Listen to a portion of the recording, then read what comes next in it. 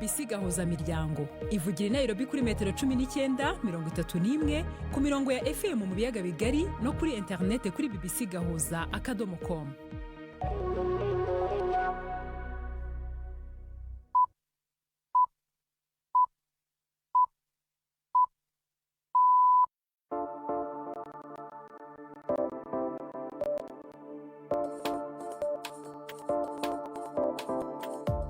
Ni saa moya n'igice z'umugoroba i Nairobi, ni saa 12 n'igice z'umugoroba mu Burundi no mu Rwanda. Muri kumwe na Anne-Marie Niwemwiza. Ndabasuhuje mbahani ikaze mu makuru yacu yo kuri uyu mugoroba tariki 22 z'ukwezi kwa gatandatu umwaka wa 2026. Izi ni zimwe mu ngingo z'ingenzi amakuru yacu agiye kwibandaho. U Rwanda na Afrika y'Epfo batangiye kubyutsa umubano umaze imyaka irenga 10 urimo agatotsi. Hari byinshi murabizi byateye agatotsi mu bana, ariko cyo twivuza nuko twagana imbere. Naho muri Kenya, Minisitiri w'Ubuzima yashinzwe gusuzugura urukiko agatanga uruhushya rwo kubaka ikigo cya Ebola cy'Abanyamerika. Muri aya makuru kandi mu mikino y'ikipe ya Misiri yateye intambwe ishobora kuyirenza amatsinda mu gikombe cy'isi mu gihe Tunisia yo yamaze gusezererwa. Ntimucikwe, Gendi Yves Bucyana. Aya makuru ahagarariwe na Chansar Abimana.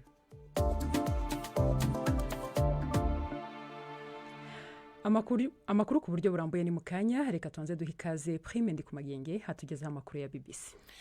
Umugabo yitezwe kuba umushiranganje wa mbere akurikira w'Ubwongereza yemeje yuko azokwitoza mu burongozi bw'umugambwe Labour uri ku butegetsi n'igihugu. Ijambo rya Andy Burnham ryakurikiye itanga ry'imihoho rya Keir Starmer ugukinjura kwimirije kwa Sir Keir kuje inyuma yo gutsindwa kubi mu matora y'inzego z'ibanze akamaramaze muri leta no kwihindukiza mu migambi ya leta kwatumye urugero rwiwe rwo kwizerwa ruja hasi cyane. Burnham yahora ari umukuru w'igisagara ca Manchester yagarutse mu nama nshingamateka kundwi heze atsinze amatora yo gusubiriza ikibanza cari gisigaye kigaragara. Ubu asa n'udafise amakenga yo kuba umushiranganje wa mbere w'Ubwongereza agirindwi mu myaka 10 gusa. Uwahoze ari umushiranganje w'ubutungane wa Kenya akaba n'umushingwamanza Martha Karua yankiwe kwinjira muri Uganda yaragiye gukurikirana urubanza rwo kurekurwa vy'imfata kibanza rw'umushingwamanza akaba n'uwahora ari umukuru wa w'igisagara ca Kampala Elias Lukwago. Ababiri bari mu mugwi w'abanyamategeko bunganira utavuga rumwe n'ubutegetsi Kiza Besigye afunzwe yagirizwa ivyaha byo guhemuka. Ishirahamwe ry'abanyamategeko rivuga yuko Karua yafatiwe ku kibuga c'indege ca Entebbe aca ategekwa gusubira inyuma mu gihe abategetsi ba Uganda atansigura batanze n'igituma bamwankiye kwinjira. Inkuru ya Alfred Lastek muva mu ijoro rya Juventine Muragije Maria. Perezida w'ishyirahamwe ry'abanyamategeko muri Kenya Charles Kanjama wari kumwe na Karua mu rugendo rumwe kandi ku mpamvu imwe we yemerewe kwinjira muri Uganda. Mu itangazo yasohoye, Kanjama yavuze ko bitumvikana ukuntu umwe mu banyamategeko bari mu itsinda rimwe yemerewe kwinjira mu gihugu mu gihe undi yabujijwe. Gusa ibiro bya Karua byaje gutangaza ko nyuma yo gufatirwa ku kibuga cy'indege atongeye kuboneka ku murongo wa telefone. Ibi bibaye mu gihe hategerejwe iburanishwa rya Elias Lukwago wahoze ari umuyobozi w'umujyi wa Kampala. Lukwago yarasanzwe yunganira Dr. Kiza Besigye ukurikiranyweho icyaha cy'ubugambanyi bwo kugambanira igihugu, ariko nawe aherutse gushinjwa icyaha gifitanye isano n'ubwo bugambanyi. Turikana muri Kenya nyene umucamanza wo muri sentare nkuru yavuze ko leta yagaye sentare mu kwirengagiza ingingo yayo yo kubuza yuko hubakwa ikigo ca Ebola co gushigwa ukwabo abaturuka muri leta zunze ubumwe za Amerika bo baketswe ko banduye canke bagwaye Ebola. Umucamanza yaneguye umushiranganje w'amagara y'abantu mu gutanga uruhusha ngo ico kigo cubakwe mu ikambi y'indege nubwo hari itegeko rya sentare ryabibuza. Vyamenyekanye mu kwezi guheze ko leta ya Kenya yari yashitse ku masezerano na Amerika yerekeye ikigo c'ibitanda 50 cyo gushira ukwabo no kuvura abakeka kwandura canke kurwara Ebola hanze y'igisagara ca Nanyuki. Uwo mwumvikano warateye impari hano muri Kenya, igihugu kitarigera kigira umuntu n'umwe arwaye Ebola. Aya makuru mwumvana ya BBC. Papa Leon yavuze yuko ibikwiye gushirwa imbere mu mfashanyo mpuzamakungu vyafashe intumbero itariyo, aho amareta ubu atanga imfashanyo z'intambara aho kuziha abashonje. Avugira mu rugendo yagize ku ishami rya ONU riraba ivyo kurya PAM rifise icicaro i Roma, Leon yababajwe nuko ibibazo by'akaga ku bantu byirengagizwa mu gihe ibihugu bitunze byitayeho ibibazo by'umutekano wavyo. Yavuze yuko kwirengagiza isano riri hagati y'umutekano muke ku isi n'ubukene byatumye miliyoni z'abantu baja kurondera ahantu ubuzima bwoba bwiza gusumba. Amashirahamwe afasha nka PAM ntakironka imfashanyo ikwiye kugira ngo ashobore gutanga ibyo kurya ku bantu ibihumbi n'ibihumbi babikeneye mu bihugu biri mu intambara nk'iyo muri Sudani. Papa yavuze yuko mu kuronka ibyo kurya ari bimwe mu burenganzira shingiro bw'umuntu. Urakoze cyane Prime.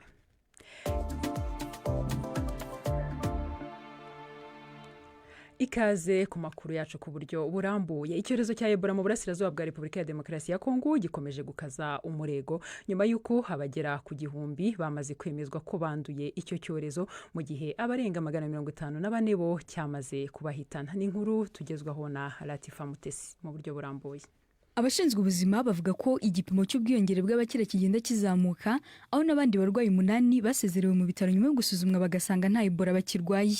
Muri abo 6 baturuka muri Ituri, abandi 2 bakaba ari abo muri Kivu y'Epfo. Kugeza ubu abamaze kurokoka iyi ndwara bose hamwe bageze ku 100 kuva virusi yo mu bwoko bwa bundi buryo yatangazwa bwa mbere ko yadutse ku itariki ya 15 ukwezi kwa 5. Imibare yashyizwe ahagaragara na leta mu mpera z'icyumweru gishize igaragaza ko abantu 1003 aribo bamaze kwemezwa ko banduye iyi virusi mu gihe 254 bamaze guhitanwa nayo. Abagera ku 100 bamaze gukira mu gihe abandi 365 bakiri mu bitaro cyangwa bari mu kato bakurikiranwa n'abaganga. Gusa impungenge zikomeje kuba nyinshi kuko igipimo cyo kumenya abantu bahuye n'abanduye cyagabanutse kikagera kuri 58% kikaba kiri munsi y'intego ya 95% isabwa mu kurwanya ikwirakwira ry'iki kiza. Inzego z'ubuzima zikomeje kongera ubukangurambaga, serivisi zo gupima ndetse no kwita ku barwayi mu gihe ibikorwa byo gukumira ikwirakwira rya Ebola bikomeje mu duce twibasiwe cyane. Ni mu gihe kandi abanyeshuri barenga 1,179 muri iki gihugu batangiye ibizamini bya leta guhera kuri uyu wa mbere mu gikorwa kizarangira kwa 4 tariki 25 ku kwezi. Ibi bizamini bifatwa nk'inzira iganisha abanyeshuri mu mashuri makuru na za kaminuza byatangiye mu gihe igihugu gikomeje guhangana n'ibibazo by'umutekano muke n'icyorezo cya Ebola mu turere twa Ituri, Kivu ya ruguru na Kivu y'Epfo. Nubwo hari izo mbogamizi, ubuyobozi bwashyizeho ingamba zikoreshwa mu gukumira ikwirakwira ry'indwara ndetse bunagana n'impande zifite uduce tugenzurwa n'inyeshyamba kugira ngo n'abanyeshuri bo muri ibyo bice babashe gukora ibizamini mu mutekano. Abayobozi bavuga ko nubwo hari ibibazo by'umutekano n'ubuzima, Exeter igomba gukomeza kubera ko ifatwa nk'urufunguzo rwo kwinjira mu mashuri makuru no kubaka ejo hazaza h'urubyiruko. Arakoze cyane Latifa Mutesi. Minisitiri muri Kenya, Minisitiri w'ubuzima yahamijwe icyaha cyo gusuzugura urukiko akemeza gutanga uruhushya rwo kubaka icyo kigo cyo kwakira abarwayi ba Ebola yirangagije itegeko ry'urukiko. Minisitiri Aden yategetswe kwitaba urukiko ku munsi w'ejo kugira ngo hafatwe umwanzuro ku bihano azahabwa. N'inkuru twumva mu ijwi rya Chancellor Abimana akaba ari ya mugenzi wacu Akisa Wandera. Umushikiranganje ajejwe amagara y'abantu muri Kenya Aden Duale yagirijwe na sentare ko yasuzuguye amategeko yayo inyuma y'aho abashamanza basanze ibikorwa byo kubaka ikigo cyo kwakira abanduye Ebola carabandanije kandi sentare yari yasohoye itegeko ryo kubihagarika. Mu cemezo casomye kuri uwu wa mbere, sentare Nahinyuzwa yavuze ko leta yananiwe kubahiriza amategeko ahagarika ishigwaho n'ikoreshwa ry'ico kigo mu gihe urubanza rw'ibwirizwa shingiro rwo kwiyamiriza uwo mugambi rukiriko ruraburanishwa. Umucamanza Patricia Nyawundi yanse imvugo y'ubushikiranganje bw'amagara y'abantu yavuga ko umugambi wari ugizwe no gufashanya hagati ya Kenya na leta zunze ubumwe za Amerika wahagaritswe kandi ko ibikorwa bikibandanya byose bikorwa na leta ya Kenya yonyene mu mugambi wayo wo kwitegurira ikiza ca Ebola. Uwo mucamanza yavuze ko leta idashobora kureka gukurikiza amategeko ya sentare mu guhindura gusa insiguro canke izina ry'umugambi. Sentare yavuze ko Aden Duale yarazi neza itegeko ryayo risaba ko ibikorwa byo kubaka hitwa Laikipia bihagarara, ariko naho biruko ibikorwa byabandanije. Kubera ivyo, umushikiranganje w'amagara y'abantu yategetswe kwitaba sentare kuri uyu wa kabiri kugira atange insiguro no kumvirizwa imbere yuko hafata ingingo y'igihano ashobora gukatirwa kubera uko gusuzugura itegeko rya sentare. Arakoze cyane Chancellor Abimana. Abadukurikira kuri YouTube reka tubisegureho kubera ko ijwi ryacu ritari rimeze neza. Dukomeza n'amakuru yacu. Nyuma y'imyaka irenga 10 umubano w'u Rwanda na Afrika y'Epfo urimo agatotsi, impande zombi zatangiye urugendo rwo kuwubyutsa. Mu myaka yashize, mu kanya kashize nagiranye ikiganiro na Minisitiri w'Ububanyi n'Amahanga n'Ubutwererane w'u Rwanda Ambassadeur Olivier Nduhungirehe, hanyuma ntangira mubaza iby'uruzinduko amaze iminsi muri iki gihugu ndetse n'icyo rwari rugamije. Nibyo koko nkubutse mu rugendo muri Afrika y'Epfo urugendo rwari rugamije kugarura umubano w'u Rwanda na Afurika y'Epfo mu nzira nziza. Murabizi ko u Rwanda na Afurika y'Epfo dufite umubano w'igihe kirekire, ariko rero uwo mubano waje kuzamo agatotsi. Umubano wajemo agatotsi, ni iki cyari cyarateye igitotsi mu mubano uri hagati y'u Rwanda na South Africa? Hari byinshi murabizi byateye agatotsi mu bana, ariko icyo twifuza ni uko twagana imbere. Hari byabaye mu ntambara y'Iburasirazuba bwa Kongo nk'uko mubizi. Twebwe icyo twifuza ni ukugana imbere kugira ngo ibibazo byose tubikemure kandi tugire urwego rwo kuganiraho ibibazo byose byaba bivutse. Hanyuma amasezerano mashya mufitanye ubu ngubu hagati y'ibihugu byombi ari mu bihe byiciro cyangwa se akubiyemo ibiki? Nta masezerano mashya twagizeho umukono. Icyo twifuje gusa ni uko umubano wagaruka mu nzira nziza. Tufata icyemezo cy'uko iyi Joint Commission for Cooperation, ni ukuvuga komisiyo ihuriweho ishinzwe ubutwererane, yaterana umwaka utaha i Kigali, kandi n'iyo komisiyo ireba ishyirwa mu bikorwa by'amasezerano yashyizweho umukono, ndetse ikanareba n'izindi domene nazo twagiranaho amasezerano. Hanyuma rero hakaba n'ikindi cyumvikanyweho cy'uko viza kuri pasiporo zisanzwe z'abanyarwanda zazasubukurwa mu gihe kitarenze amezi 12. Bakaba rero baratubwiye rero ko bazabyihutisha, ndetse na ambasade High Commission ya Afurika y'Epfo i Kigali ikahabwa priorite kugira ngo izo viza zisubukurwe vuba.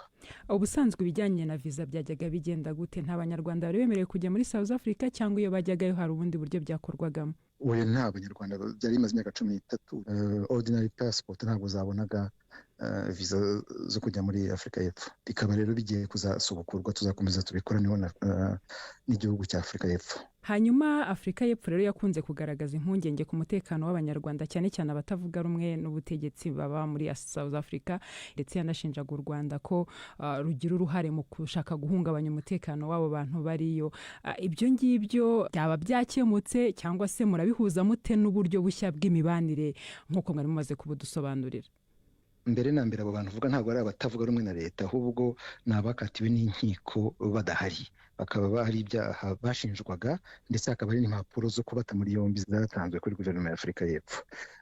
Hanyuma rero ibyo ngibyo ariko twaba tutarabiganiriyeho ejo bundi mu rugendo, kuko hari inzego zibishinzwe, inzego z'umutekano ndetse n'inzego z'ubutabera zizakomeza kubiganiraho kugira ngo ibibazo byose by'umutekano hagati y'u Rwanda na Afurika y'Epfo bishakirwe umuti. Mwakoze urugendo muri Afurika y'Epfo mu gihe abimukira b'Abanyafurika bari mu bibazo, harimo n'igihe ntarengwa bahawe bamwe kugira ngo babe basubiye mu bihugu byabo tariki 30 z'ukwezi kwa gatandatu. Hanyuma uyu munsi hari abanyarwanda byaba bikoraho, ibijyanye n'abanyarwanda bariyoho bimeze gute kuri iyo tariki batanze nka deadline? Ibyo nta banyarwanda bikoraho, kuko nk'uko nakubwiye hashize imyaka irenga 13 abanyarwanda batabona impapuro, batabona viza yo kujya muri Afurika y'Epfo. Rero icyo ari ikibazo kireba abanyarwanda cyane, ni ikibazo kireba navuga n'umugabane wa Afurika muri rusange. Ndi muri Afurika y'Epfo, abanyamakuru bakimbajijeho, mvuga ko ari ngombwa yuko umuryango wa Afurika yunze ubumwe wazagira ibiganiro bisesuye ku byerekeye abimukira ku mugabane, ndetse no ku byerekeye amasezerano yacu cyangwa se umushinga wacu nk'abanyafurika w'urujya n'uruza rw'abantu, icyo bita free movement of people ku mugabane wa Afurika. Ibyo byose rero tugomba kuzabiganiraho nk'abanyafurika kugira ngo ikibazo tugishakire umuti. Uwo yari Ambasaderi Olivier Nduhungirehe, akaba ari Minisitiri w'Ububanyi n'Amahanga w'u Rwanda. Reka dufate akaruhuko gato, turagaruka mu kanya.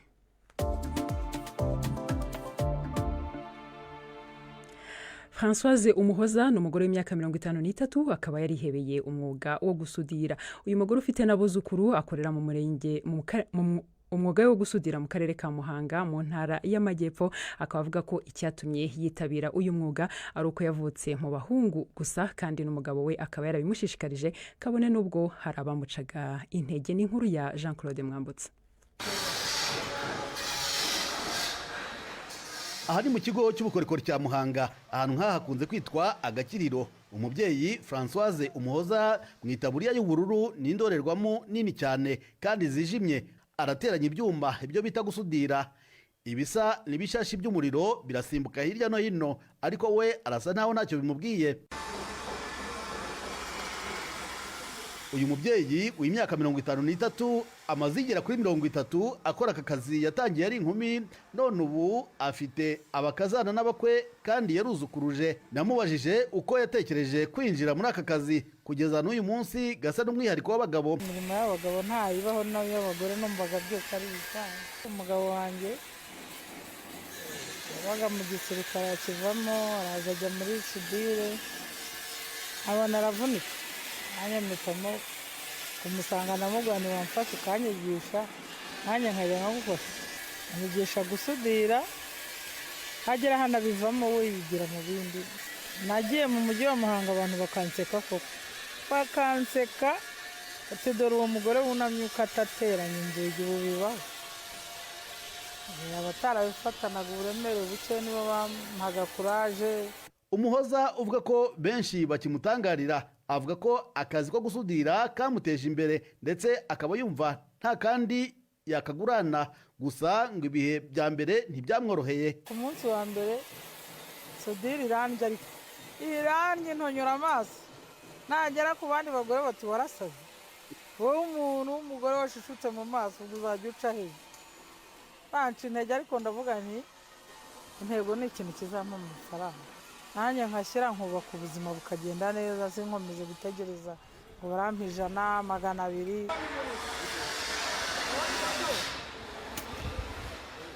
Mu gihe benshi batabyumvaga agitangira, kuri ubu uyu mubyeyi avuga ko amaze gushinga ibirindiro ku isoko rya Muhanga, ngo ntabwo yitegura guhindura akazi, ariko ngo hari ibyo agenda ahindura mu mikorere kubera imyaka yiyongera.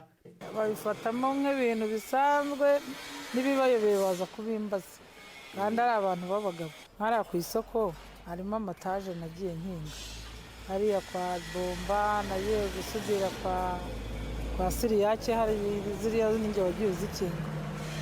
Mfata abahungu tukagenda tukabikora, wenda kubera ko maze kuba mukuru kandi hari ibyo uhindura. Urumva niba amaze kubona abakwenga, bamaze kubona akazana, ntabwo nzajya ngenda nunamira ku byuma. Ndagenda nkapatana, nkafata abakozi n'imashini nkazijyana bagakora, nkaberekera ibyo bakora. Mu bihe isi igezemo, Françoise avuga ko abagore badakwiye kwishyiriraho imipaka mu byo bagomba gukora, kuko nta murimo wahariwe umugabo cyangwa se ugomba gufatwa nk'akarima k'abagore. Ubwo abantu baba bagatinye bumva ko ari ak'abagabo, bakumva ko nta kazi keza nabo baraza, ariko nko muri stage nkoreshamo abakobwa. Igihe abanyeshuri baza muri stage ari abakobwa, hari igihe baza gusaba akazi ari abakobwa, bakambwira bati we ko wagakoze ukagashobora, natwe twagashobora. Abandi bagore nabashishikariza kuza nabo bakazamo. Kuri ubu uyu mubyeyi avuga ko afitiye runini umuryango we, ndetse ko yanagize uruhare mu guhindura imyumvire y'aho atuye. Avuga ko atatinya kwigenera umushahara w'ibihumbi 500 ku kwezi, akongeraho umubare munini w'urubyiruko afasha mu mibereho ya buri munsi. Jean Claude Mwambutsa, BBC Gahuzamiryango, mu karere ka Muhanga. Muri Ethiopia, ishyaka Prosperity Party rya Minisitiri w'Intebe Abiy Ahmed ryatangajwe nk'iryatsinze amatora ku bwiganze bw'amajwi. Iyi ni intsinzi ye ya kabiri kuva yajya ku butegetsi mu mwaka wa 2018, mu gihe igihugu gikomeje guhura n'ibibazo by'umutekano hamwe n'ibirego byo gukandamiza abatavuga rumwe n'ubutegetsi. Ni inkuru ya Caleb Mogez yaba mu ijwi rya Gilda Sihondimpondo. Nk'uko bishyikirizwa n'umugwi w'igihugu ujeje gutegura amatora, umugambi uri ku butegetsi muri Ethiopia, Prosperity Party, waronse ubwiganze bukomeye mu nama nshingamateka inyuma yo gutsindira intebe 438 ku 547 zahiganiwe. Iyi ntsinzi izotuma ntihashingwa leta nshasha mu mpera z'umwaka. Umushikiranganje wa mbere Abiy Ahmed aca aronka uburenganzira bwo kuguma ku butegetsi mu kindi kiringo c'imyaka 5. Abategetsi barijwe amatora bavuze ko amatora yagenze neza muri rusangi, nubwo mu turere tumwe atabaye kubera umutekano muke. Abanyagihugu amamiliyoni bo mu karere ka Tigre kari mu buraruko bwa Ethiopia ntibashoboye gutora. Abategetsi bavuga ko hakira amakenga ko intambara ishobora gusubira kwaduka, nubwo mu 2022 hari hasinywe amasezerano y'i Pretoria yo kurangiza intambara yari yatikije inganda hagati y'ingabo za leta n'umuhari witwara gisirikare wo muri Tigre uzwi nka Tigray People's Liberation Front TPLF. Amatora yarasivye kandi mu bice bimwe vya Oromia na Amhara, intara zibiri zifise abanyagihugu benshi kurusha izindi muri Ethiopia, aho imirwi yitwaje ibirwanisho iguma itana mu mitwe n'ingabo za leta. Imigambwe itavuga rumwe na leta yarose intebe 41 mu nama nshingamateka, mu gihe abigenga barose intebe 8. Aya matora yabonwa nk'igipimo kuri Abiy Ahmed, yaronse agashimwe k'amahoro kitiriwe Nobel mu 2019, ariko kuva ico gihe akaba yagiye anegurwa cane kubera intambara zagiye ziba, ukuburabuza gushingiye ku mvo za politike hamwe n'ingorane z'ubutunzi zugarije igihugu. Kubera ko umugambwe uri ku butegetsi ubu ufise ubwiganze bukomeye mu nama nshingamateka, abatari bake bibaza ingene leta igiye gutorera inyishu ingorane z'umutekano muke zigenda ziyongera, ingene izogira utwigoro two kunywanisha abanyagihugu, ikananagura igisata c'ubutunzi mu myaka igiye kuza. Arakoze Gilda Sihundi Mpondo. Ubu noneho reka abakunzi b'urunana tubabonye ku runana rwo ku munsi w'ejo.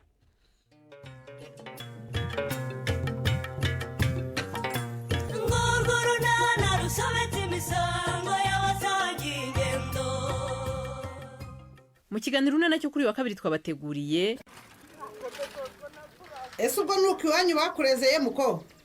Dore mbese ngo arica amatwi. Tuvuge se ko atabyumvisera. Anyensi niwe tubwire rega. Mumbwira iki? Muri make mbese watwumva gura twihorera. Ubundi se niki mumbaza? Ari wowe sore ntacyo nzi duhuriyeho ku buryo tuvugana rwose. Nareya kandi ndumva ari uko. Ni 12:45 kuri BBC. Twinjiye mu makuru y'imikino, reka tuyahere mu Burundi, aho kuva kuri uyu wa mbere hatangiye isiganwa ry'amagare ryiswe Nkurunziza Tour. Iri siganwa rikaba ryarateguwe na Fondation Pax mu Burundi, aho abasiganwa bahagurukiye muri commune Rugombo berekeza mu mujyi wa Bujumbura. Ibindi kuri inkuru turabibwirwa na Patrick Waso. Umwigeme Odette Sengiyumva niwe yabaye uwa mbere muri ico gice cya mbere cy'uyu munsi. Yahagenze amasaha 2 iminota 26 n'ivyijana 41. Mu bahungu Felicien Ndabarushimana wo mu ntara ya Kera ya Ngozi yahirutse amasaha 2 iminota 16 ivyijana 28. Abambere bose umwe yahawe ibihumbi 500 vy'amafaranga y'amarundi, abakabiri bahabwa ibahasha ibihumbi 400, mu gihe abagatatu bahawe ibahasha ibihumbi 300 umwe. Abo banonotsi barashimwa itunganyo y'iryo higanwa ryabaye ku ncuro yayo ya mbere mu Burundi. Odette Sengiyumva asaba ko boshigikirwa kugira abananye batera iteka igihugu cabo, narijya ko ari we yabaye uwa mbere mu mahiganwa y'akarere ka Afrika y'ubuseruko ku makinga kubigeme mu mwaka wa 2025. Abatunganije rino higanwa ngo bazobandanya bashigikira ugwaruka mu mpano zabo.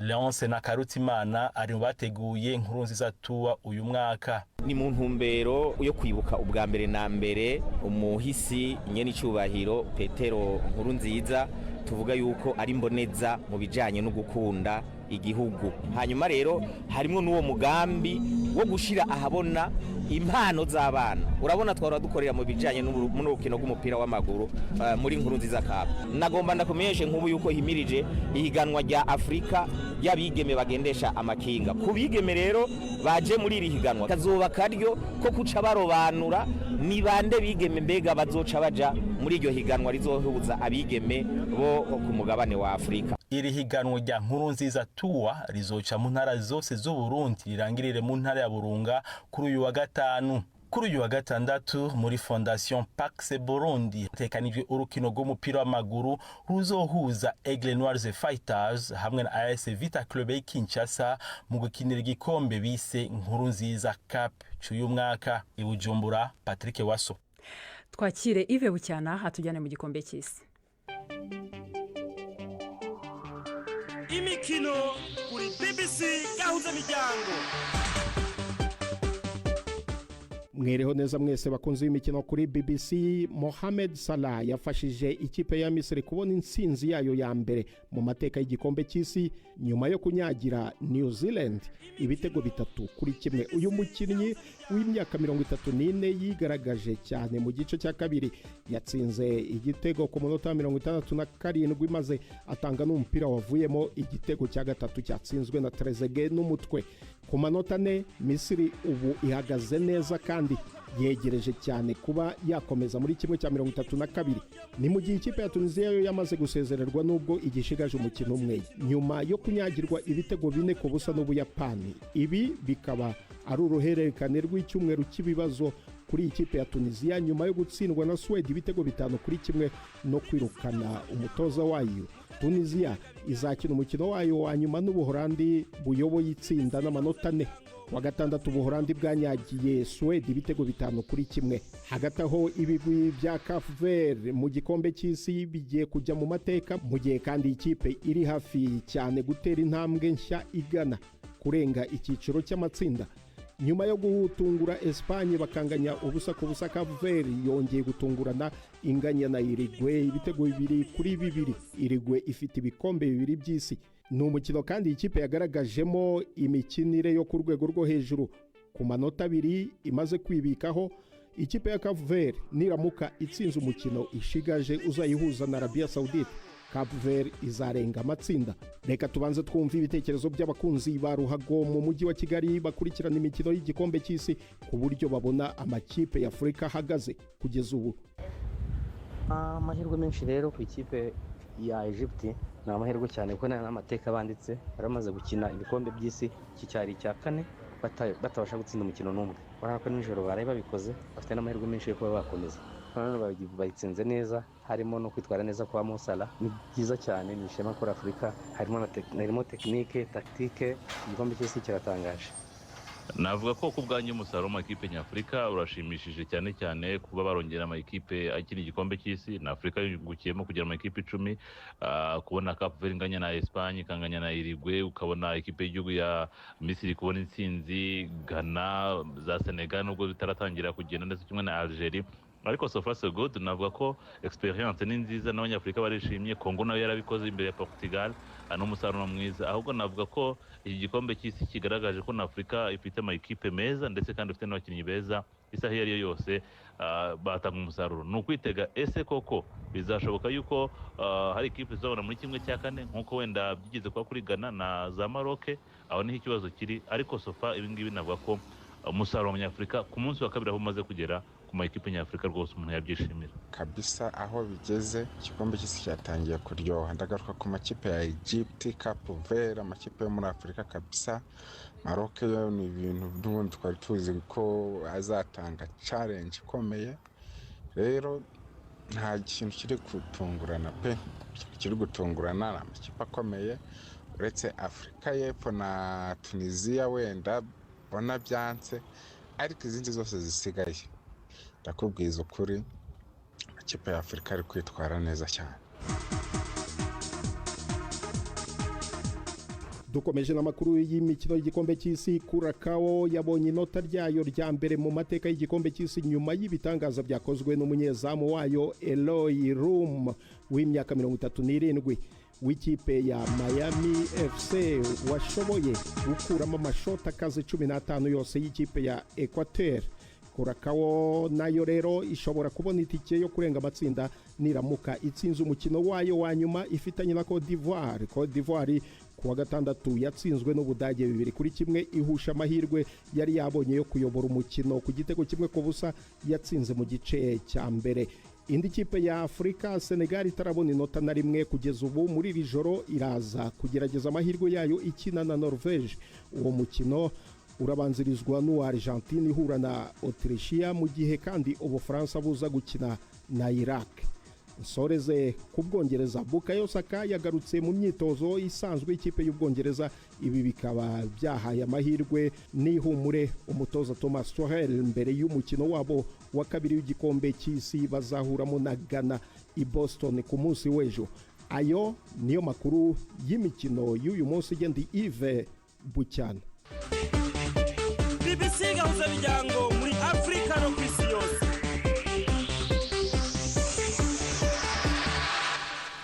Aha niho dusoreje amakuru yacu. Mbashimira kuba mwadukurikiye. Aya makuru yahagarariwe na Chancellor Abimana, ku buhanga bw'ibyuma hari David Kinyanjuwi, naho nari Anne Marie Niwe mwiza. Mugire ijoro ryiza.